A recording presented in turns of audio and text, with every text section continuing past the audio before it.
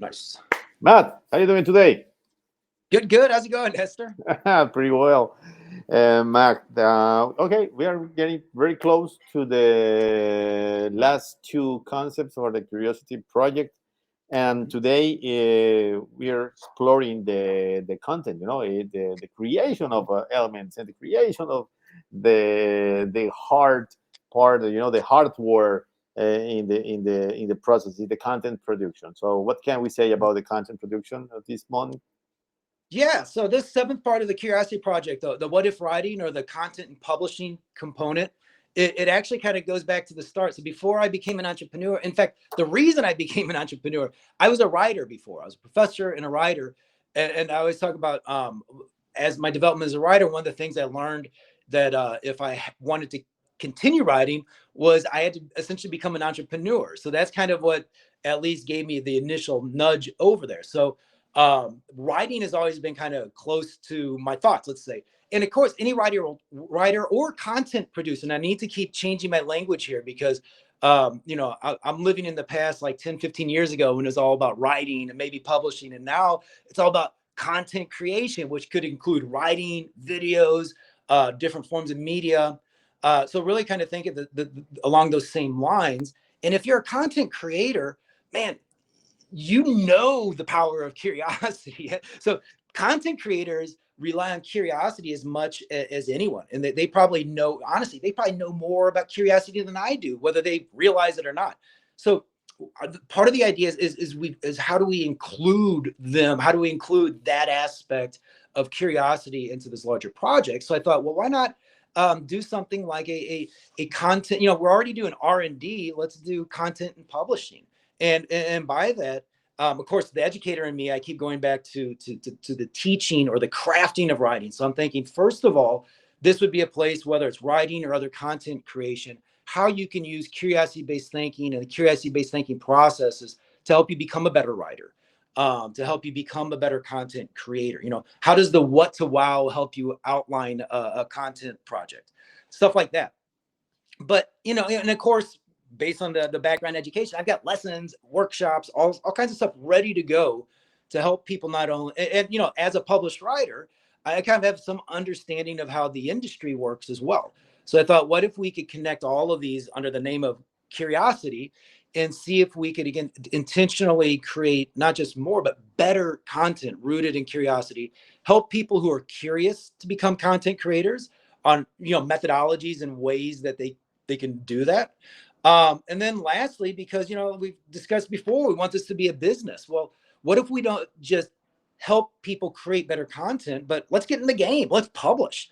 Yeah, let's, whether it's videos, whether it's books, whether it's other forms of media, we're already taking communities through the education center, the R&D development, this knowledge garden, through all of these other kind of the curiosity lab, all these other pathways and components of the curiosity project. Let's do something with it. Let's create something that can be shared with the rest of the world, and that the creators can benefit or profit from it, and then that we can get something as well to continue growing the impact of the curiosity project. Yeah, usually, yeah, is at this point when people say, "Hey, let's get our hands dirty." It's Yeah, time to do the creation. got to do It's something. Yeah. trying to do it.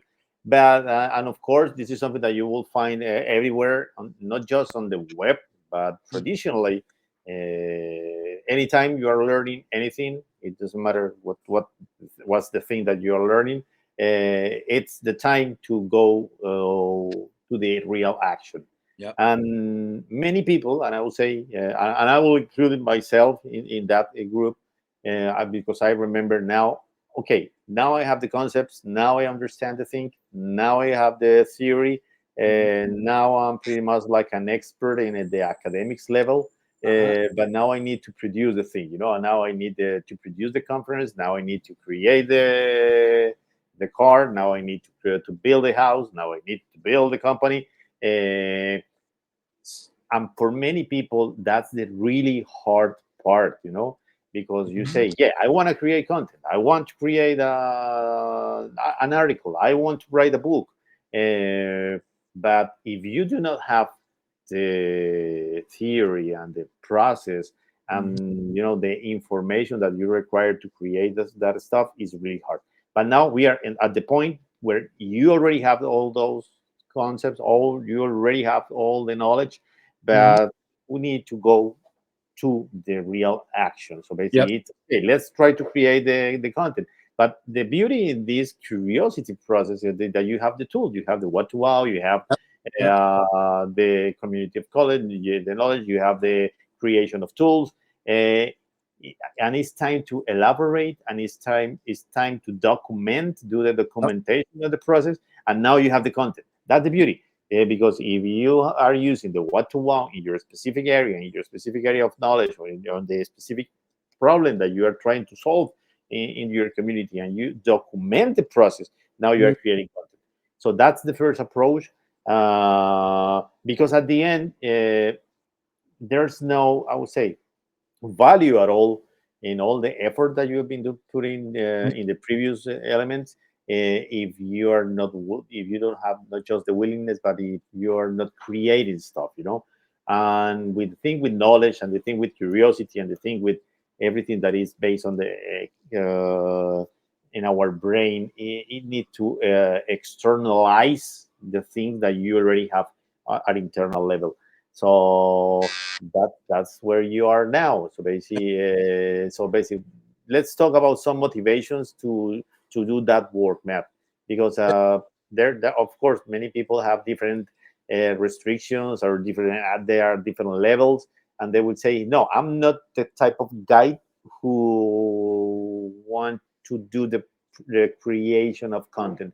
But there's no such a thing as person without the ability of creating content. I would say this is something that is in everybody's blood. The capacity of doing the content creation. So basically, what can you say about that? Yeah, well, I would say it's actually the capacities in everybody's hand right now, right? With the way technology has transformed to the point where yeah. Because again, I'm not a super tech kind of guy, and I'm figuring it out.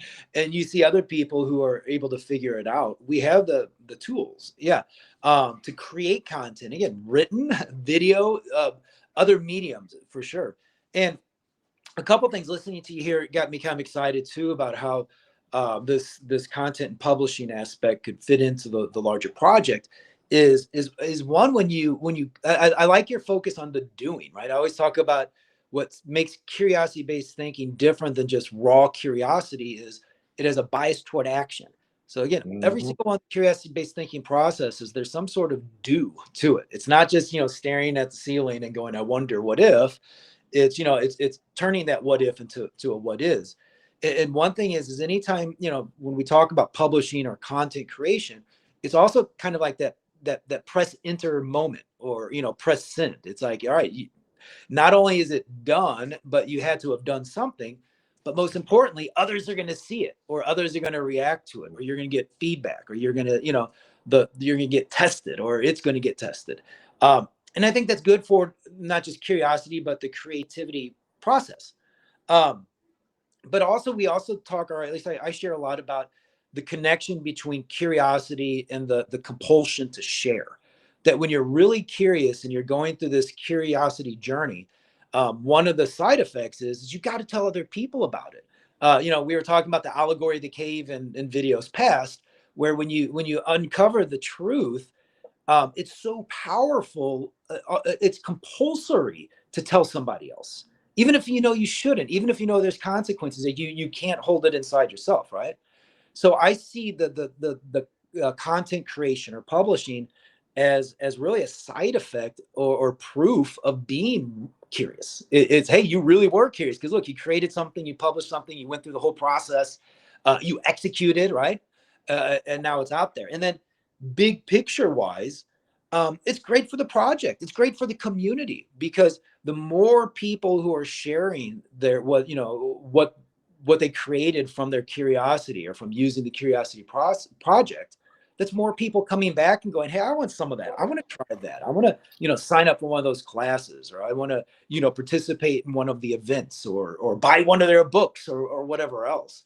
And lastly, on the buying the books, one of the other things I've learned, again, I've published 8 books, and it's been the last decade with the largest publishers in the world. And I only say that just because, not to brag, it's just that I have some insights, and I see one of the trends where it goes is it's no longer, the industry is no longer, hey, write a great book, get a great publisher to publish it, and then sit back and make millions of dollars. Mhm. Um, the only way, whether you're self-published or you're working with an established publisher, the way the industry works, and this is something all writers need to know, is you've got to sell your own books. Like, you've got to have, and also knowing that people don't just respond to a post that says buy my book. You sell books through community, through establishing a community, through trust, through people understanding who you are, blah blah blah, all of that stuff we hear about all the time.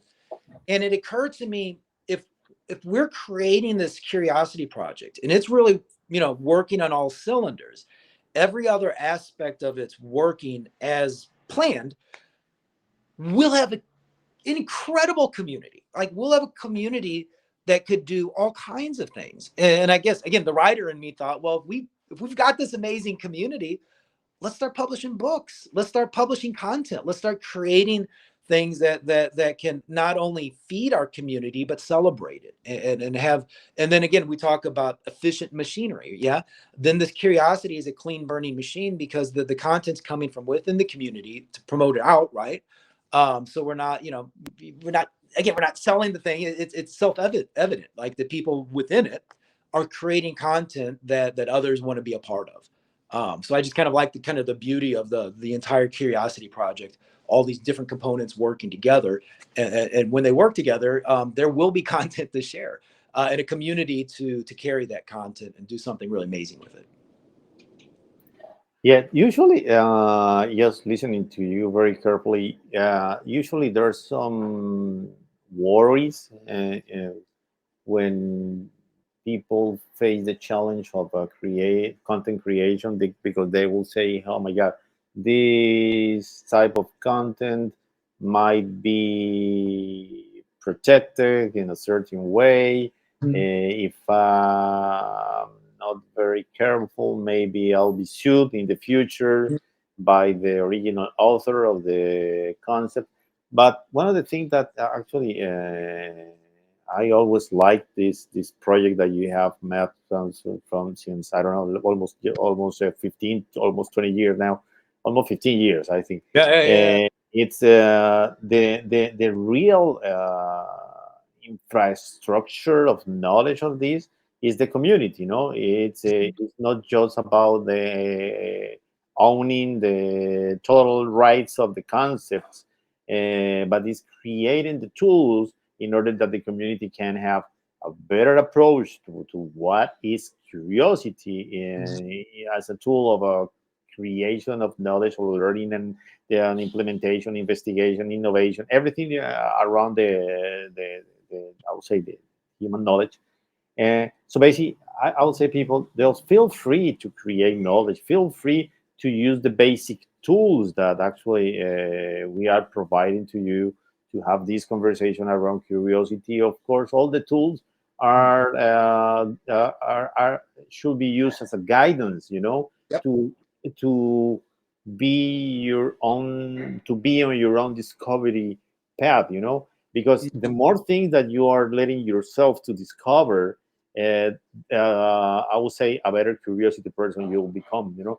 and the more skills that you have around curiosity, the natural effect is that you'll be the guy creating new tools.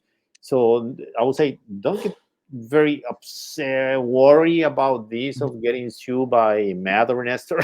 So I would say, no worries. That's part of the change in the way of thinking Mhm. in curiosity occur. It's not that we own all the things, like, I don't know. There's many methodologies on the market right now that are really hard to use, very expensive to use, uh, but they are so limited by Mhm. the way of thinking of the authors, And here, basically, is unlimited. Is not just an opportunity to solve problems, but as you said before, is as well as an opportunity to create your own business around the curiosity, uh, and that's the reason this curiosity project is behind. You know? Exactly. You hit on so many great points, and you even mentioned at the beginning there about the reasons why people, there are reasons that people don't want to create content, or they're afraid to, or that prevents them from even starting. And it occurred to me while you were saying that, this is what's great about this project too, is because we have a research center. So like we could do research on, what is the number one barrier for, preventing people from creating more content. And then we could take that research and then use it directly in creating, a better workshops or better publishing or content creation experiences. You see, that's, again, I get excited how this can all work together.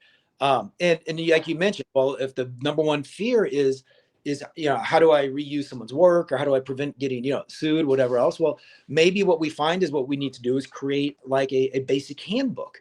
There's a handbook. I've long wanted to do this. There's a handbook for writing. You've been an academic. There's like MLA, APA, Chicago style. They all tell you how to write a paper and where to put the periods and the question marks and everything else. Well, wouldn't it be great to have like a standardized social media guidebook, or like a book of etiquette for some? And I'm sure that there could be a few out there, but there's not really one that's standardized or that we all reference or that we all know about. But that would be fantastic to have, just like we could have guidebooks or standardized books for any number of topics, for content creation, for legal and fair use of or repurposing work, right? um this is so you bring up excellent points, but I get excited because I understand, I feel those, I have those same questions myself, but I get excited too because there's clear solutions for this and it can all work together. So yeah. So, Matt, I think that's a very good explanation for the seventh element of the Curiosity Project. And there's only one left, that is Cool. the design experience, you know?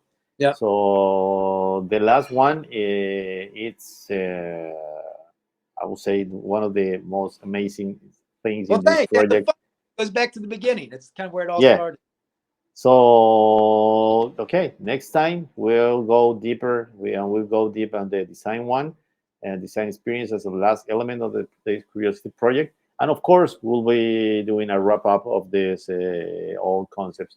So, see you on the next one. All right, great. Stay curious, Nestor. Okay, bye.